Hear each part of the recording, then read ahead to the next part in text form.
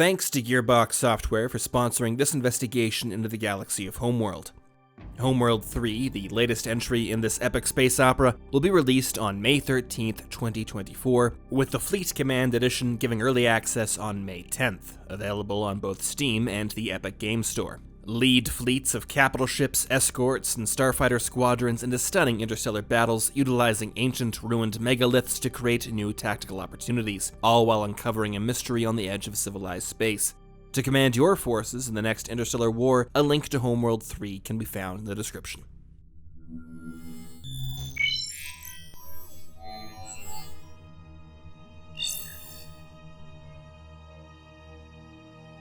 The galaxy has entered the Age of Sajet, a time of unbridled possibilities and emergent dangers. And as with all eras past, and those yet to be, this one exists in the context of all that came before, no more immune than any other to the rhythm of history. The universe has a deep, if imperfect, memory.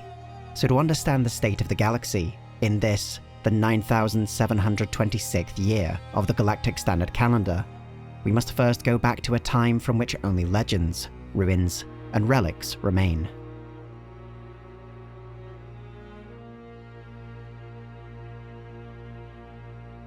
"10,000 years ago, or perhaps many millennia more, a star-faring civilization appeared in the Whirlpool Galaxy. Their origin and history has long since been lost, though they are commonly perceived to have been great explorers and scientists, travelers, who may have been the very first to sail between the stars. For this reason, they became known across the subsequent ages of galactic history as the Progenitors. The influence and power of the Progenitors spanned the whole of the galaxy, and was felt on nearly every world. Whether this hegemony was built through mutual benefit or the threat of force, it was maintained by their mastery of technology, and in particular, hyperspace.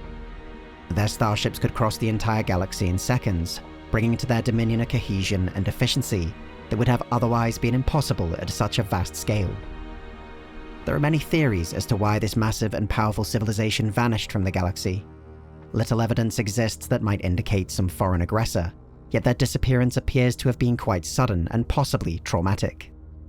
Some believe a plague or internal conflict was at fault, while others speculate the Progenitors may have simply moved on, their work in this region of the universe complete. The most provocative theories speculate that their civilization might have deliberately seeded life across the galaxy, only to then withdraw, so it might develop free from their near omnipotent presence.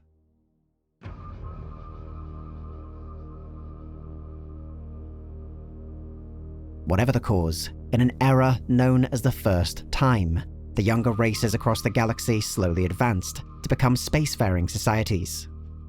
Though their own hyperdrives were comparatively rudimentary and incapable of transgalactic travel, these races nevertheless developed their own smaller, stellar empires. As these civilizations expanded, they inevitably encountered ruins left behind by the Progenitors. Massive structures of indeterminate purpose remained scattered across the galaxy. Extraordinarily resilient, they had nevertheless fallen into ruin under the inexorable weight of time. But the Progenitors had left behind far more than scattered megastructures, and their legacy would be far more profound. Many of the species beginning to explore the galaxy in this time had been primitive tribes, petty kingdoms, or barely sentient during the era of the Progenitors.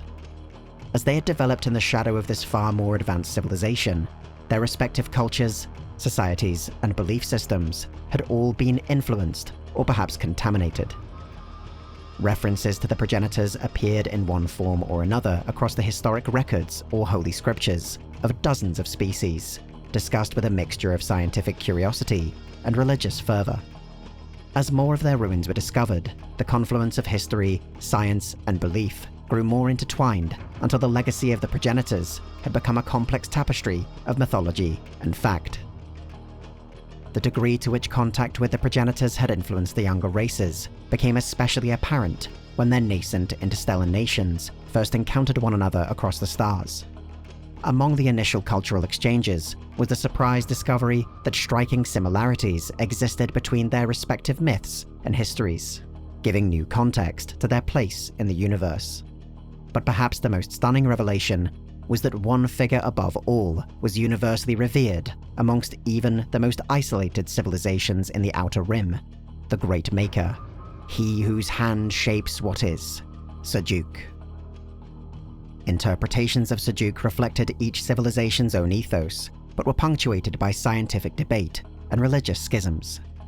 To some, Seljuk had been a historic leader among the progenitors, a great statesman, scientist, or craftsman. The zealous believed Seljuk to be a god of terrible aspect, while others speculated that Seljuk might not have been a figure at all, but some kind of tool or weapon.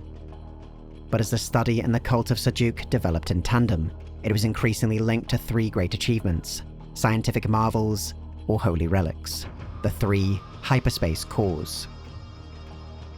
The three cores were believed to have been created by Seljuk and were the key to the progenitor's power. A starship, utilizing even a single core, could transit the galaxy in an instant. Accounts differ on when they were first constructed, at the height of the progenitor's hegemony, or in the first days of the first time, when the twilight of their race had already arrived.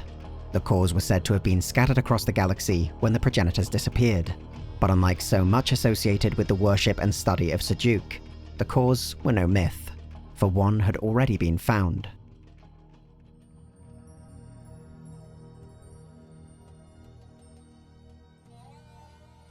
The Bentusi were a civilization of traders and philosophers, earliest among the younger races to explore the galaxy and uncover its secrets. At some point in their nascent expansion, they discovered a derelict progenitor starship, and within, the first hyperspace core. With this device in their possession, the Bentusi were able to establish the initial protected transit lines and began to exchange their advanced technology with other races. Safeguarded by the Bentusi fleet, which could appear almost anywhere without warning, the early transit lanes expanded exponentially to become the outer rim trade routes. By the 5th century of the 5th millennium, it was a vast network of hundreds of worlds and countless space stations that together formed a cohesive center of interstellar civilization. It was the start of a golden age. But as the power and wealth of the younger races grew, the superiority of the Bentusi was less certain. Many of the other nations in the Outer Rim trade routes began to take advantage of the Bentusi's limitations. Despite their monopoly over advanced hyperspace travel, they could still only be in one place at a time. Territorial disputes among the other races turned into wars of conquest. Dozens of separate conflicts shattered the trade routes, growing ever more severe as the Bentusi struggled to respond and aspirant powers grew less fearful of any repercussions for their ambitions. Several major empires emerged from this period of conflict, and together with the Bentusi, formed a new galactic council to restore order and safety to the trade routes. Two of its most powerful members were the Taiidan and the Hiigaran empires. Each had expanded significantly in the preceding centuries, and now saw the other as a major rival. A series of border wars between the two empires were fought to no satisfactory outcome, and only served to underpin the ineffectiveness of the Galactic Council. In the year 6300, the Hiigaran Empire discovered what they believed would be the key to not only their triumph over the Taiidan, but to achieving parity with the Bentusi, the second hyperspace core. With the core reactivated in a new flagship, named Seljuk's Wrath, the Hiigaran Navy launched a surprise attack on the Taiidan homeworld. It was devastated under intense orbital bombardment, a decapitating strike that crippled their entire empire. The strike was a strategic masterstroke, but a diplomatic catastrophe. In response to the extraordinarily brutal nature of the attack, the Galactic Council rallied and moved against the Hiigaran Empire. They demanded the second core be surrendered, and the Hiigarans, perhaps surprised by the Council's newfound resolve, agreed. Their sole condition was that they would only permit the core to be turned over to the Bentusi, and in accordance with these terms, the great harbour ship of Bentus, flagship of their civilization, arrived in orbit over Hiigara. The terms of the armistice, however, had been a ruse, an attempt to perform the same type of decapitating strike on the Bentusi themselves. When the Hiigaran Navy opened fire on the Bentusi harbour ship, it took only seconds for the scale of their miscalculation to become apparent. The combined battle group was devastated, while the Bentusi were able to activate their own core and bring a full fleet of warships directly into the Hiigaran capital system. The Hiigaran admiral refused to accept the Bentusi's offer of surrender, and their flagship, Seljuq's Wrath, instead performed a hyperspace jump directly into Hiigara's moon, seemingly destroying the second hyperspace core.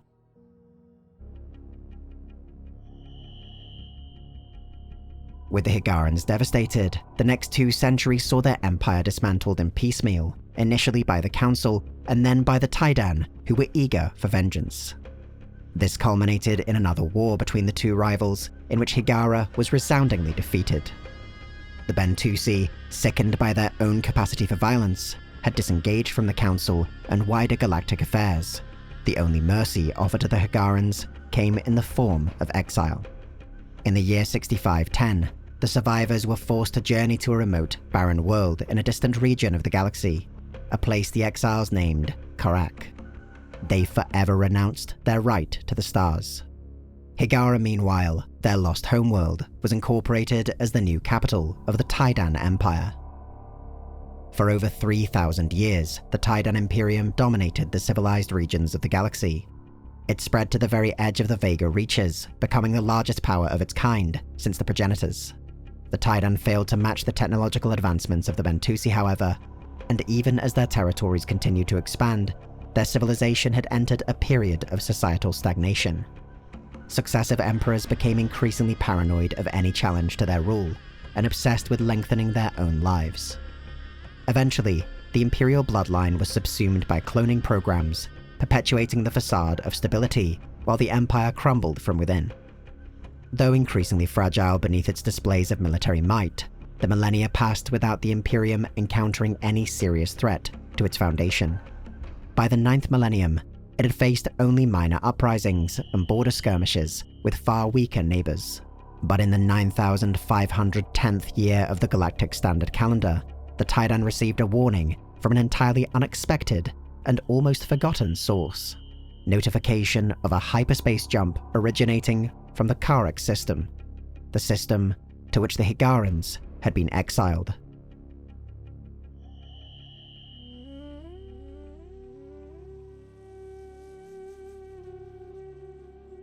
The world assigned as their prison had changed the Hiigaran people. The harsh desert conditions forced a new way of life upon them, and it would take millennia from the time they arrived before they finally learned to prosper in harmony with their world. But in that time, they had lost all of their high technology, knowledge of their history on the galactic stage, and even their name.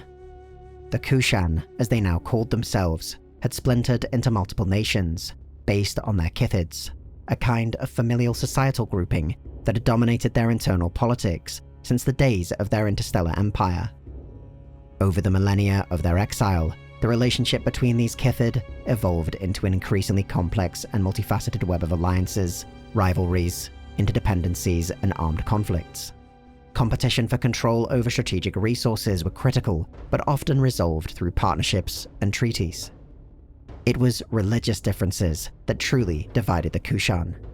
Each kithid had different views of their origins and place in the universe, and some were directly opposed to one another. Wars of heresy, massacres, and tragedies were rampant in the history of Karak before an era of scientific progress and logical thought finally prevailed. Yet, not every kithid had fully abandoned their religious zealotry. As their technology advanced and their methods of warfare became more sophisticated, the potential consequences of another all-out conflict between the kithid grew catastrophic. But by the 4th century of the 9th millennium, the religious divide across Karak was forced to its breaking point. The first weather satellites launched into orbit provided the final evidence that Karak was dying. But orbital reconnaissance conducted by a northern coalition of kithid revealed something else. Hundreds of derelict objects blanketing the most treacherous region of their world, the Great Banded Desert. At their center was a signal of dizzying power, and as some kithid believed, the means by which they might escape their dying world, the primary anomaly. In the year 9404, the coalition of northern kithid deployed an expedition to the area, precipitating a global war with the fanatical Kith Galcian. Their leaders were convinced that sending their people into the orbit of their world was a violation of the will of Seljuq, and desperately worked to stop the coalition. Despite repeated attacks by forces of Kith Galcian, betrayal from within, and the wrath of the desert itself, the expedition was successful. The primary anomaly was found within the ruins of Kar Toba, mythical first city of Kushan, thought lost for millennia. It was the second hyperspace core, hidden aboard the ancient Hiigaran exile fleet and buried beneath the deserts of Karak. But far more important to the Kushan was a simple stone, on which had been etched a galactic map, and a word more ancient than the Kithid themselves: Hiigara, our home.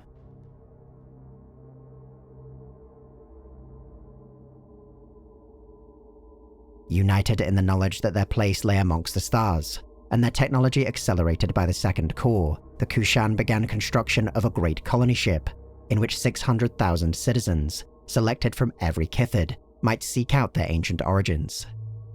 In the 9,510th year of the galactic calendar, this mothership was launched, and the first tests of its facilities completed. Control over the ship's multitude of systems was processed through an integrated consciousness, a living being, hardwired into its computer core. Karan Sajet, a key researcher into the technology that made this possible, volunteered for the procedure and was installed aboard as fleet command. But the use of hyperdrive technology within the star system had been detected by a Taiidan patrol fleet. When word of this reached the imperial capital, still located on Hiigara, Emperor Riestu IV II ordered the complete devastation of Karak. Feared even among his inner circle as the Mad Emperor, he seemed to have been eager for any excuse to punish the exiles further, though he also feared the legacy of the Hiigaran Empire might be enough in itself to threaten the stability of the Imperium. Regardless, Karak was subjected to a severe orbital bombardment, and 300 million citizens were vaporized in only hours. The Kushan mothership, returning to their world only moments after the attack, now housed the sole survivors of their people. The Kushan were aided by the Bentusi, who had long regretted their role in the destruction of the Hiigaran Empire and now sought to make amends. Though largely withdrawn from the galaxy and no longer able to challenge the Taiidan directly, they provided to the Kushan advanced technologies, knowledge of their former place in the universe, and of the treaty they had unknowingly violated. With no other hope, the mothership set a course for Hiigara, determined to reclaim their home. The journey of the mothership to their homeworld was punctuated by fierce battles against the increasingly desperate Taiidan. With the second core, the Kushan advanced deeper and deeper into the Imperium, but it was footage of the Karakian genocide, intentionally broadcast by the Mad Emperor, that proved far more destructive. The callousness of the act revealed the extent of the nation's moral decay and corruption, sparking a civil war across the Imperium. Taiidan defectors aligned themselves to the cause of the Kushan mothership, providing critical intelligence during its final approach. As the Imperium collapsed, the forces arrayed against it destroyed the Emperor's elite guard and flagship, the final defenses guarding Hiigara. A revitalized Galactic Council forced the surviving Taiidan government to accept an armistice and recognize the ancient claim of the Hiigaran people, who were born anew on their ancient homeworld. The Kushan were no more.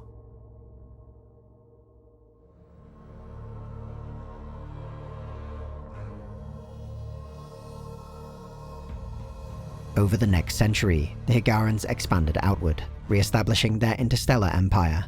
The Taiidan Republic, largest of the post-imperial rump states, worked to regain the trust of the galactic community, extraditing war criminals and pursuing renewed trade with the Bentusi, though they represented only a fraction of the former Imperium. Rival Taiidan warlords and imperialist factions would remain a persistent threat, and as the Hiigaran Empire continued to expand their knowledge of the galaxy, darker threats emerged from forgotten places. Just 15 years after their return to Karak, a Kithid of the Hiigaran Empire, elements of the Taiidan Republic, and the Bentusi all reported the defeat of a strange, biomechanical virus, though the exact nature and details of this incident remain suppressed and contested to this day. Yet it was clear that the Outer Rim trade route had suffered and declined under the ongoing withdrawal of the Bentusi and the hegemony of the Imperium. This was most evident in the rise of the Vaygr.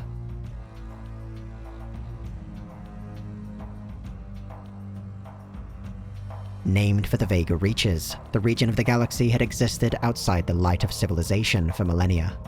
Petty warlords and tyrants waged endless wars on one another, the greatest among them sometimes marshalling larger crusades. Nomadic and brutal, they subjugated any weaker civilizations they encountered and cannibalized their technology. With the attention of the Galactic Council turned inwards and away from the potential threat they posed, the behavior and capabilities of the Vaygr had become far more dangerous. Unchecked for centuries, their armadas became massive in size.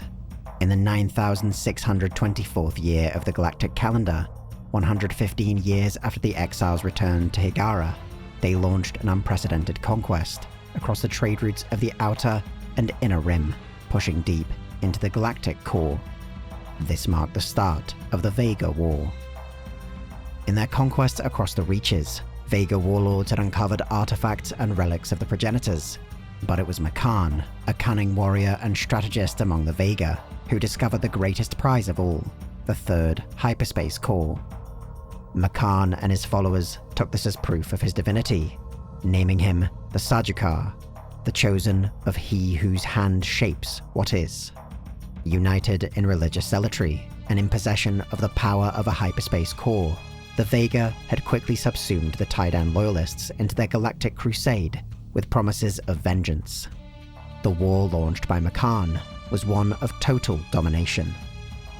As the galaxy attempted to defend against Makan's followers, the fiercest fighting became centered on Hiigaran. The Empire had lost many worlds in the opening stages of the campaign and been forced to retreat back to their homeworld. Before they could plan any kind of counter-offensive, however, Hiigaran itself fell under siege. The Hiigaran navy fought across the system, but once again, the fate of the Hiigaran people rested on the success of a sole mothership. In exchange for their survival as a Vaygr client state, Makan had demanded the second hyperspace core.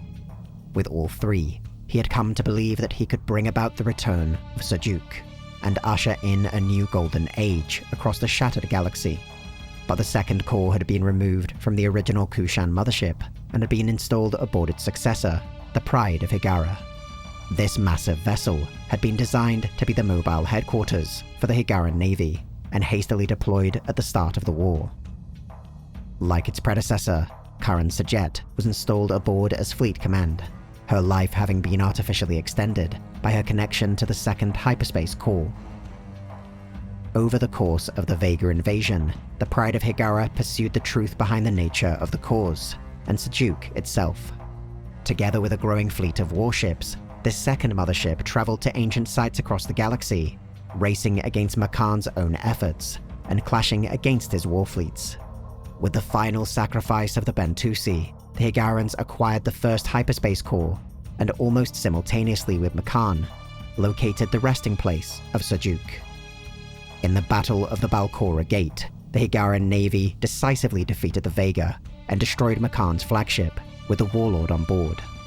Now in possession of all three cores, Sajuk was reactivated, revealed to be not a grand leader from ancient progenitors, nor a vengeful god, but a starship. The Pride of Hiigaran was abandoned, and Sajuk, powered by the three cores, conducted an instant hyperspace jump back to Hiigaran. Armed with the weaponry of the Progenitors, the Sajuk and its accompanying fleet broke the siege of the planet and prevented the use of Vaygr planet killers, intended as a final act of savagery from Makan. For her role in uniting the three cores and returning Sajuk to the galaxy, Karan Sajet was named the true Sajukar.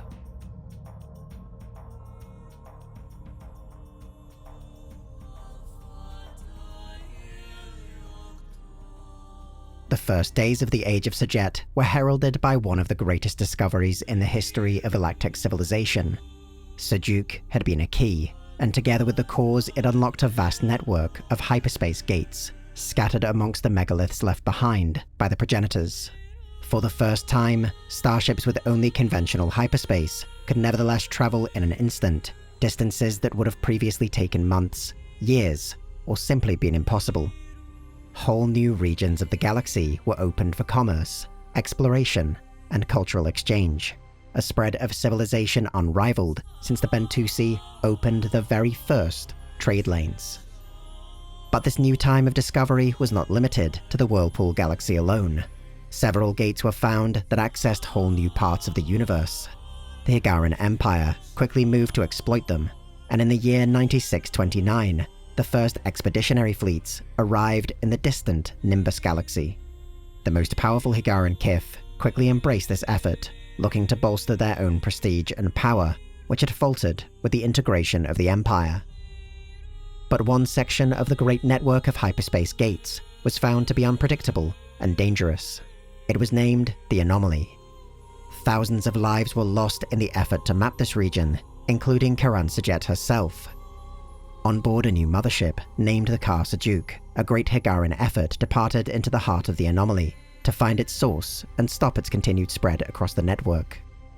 The Kar-Sajuk departed the Hiigaran Empire in 9706. No trace of them has been found since. Today, in the 9726th year of the Galactic Standard Calendar, the Hiigaran Empire stands as the sole hegemon in the Whirlpool Galaxy. Though the gate network is open to all, it is the Hiigaran Navy that has secured its most critical nodes.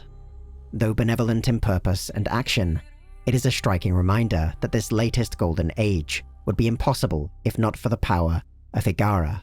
The Taiidan, meanwhile, split between competing successor states and a multitude of rogue warlords, has never recovered from the fall of the Imperium.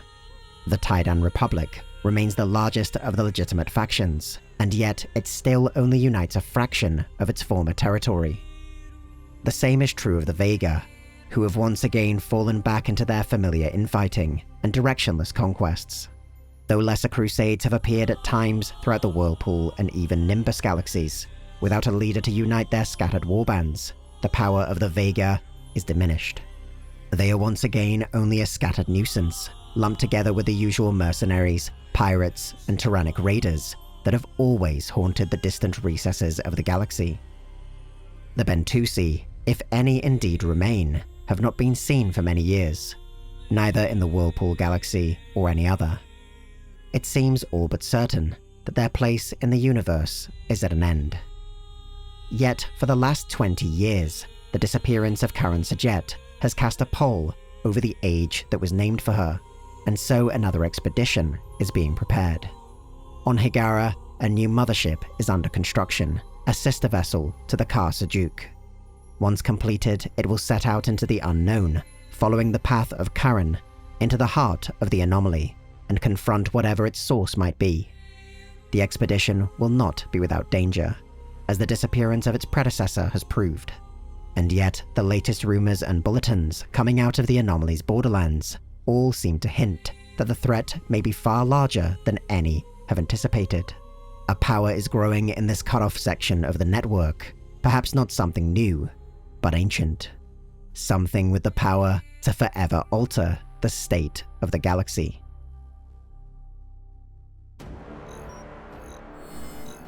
Thanks again to Gearbox Software for sponsoring this investigation into the galaxy of Homeworld. To get your copy of Homeworld 3 out May 13th or May 10th with early access, be sure to follow our link in the video description. And when you find yourself on the edge of the frontier, remember, all that moves is easily heard in the void.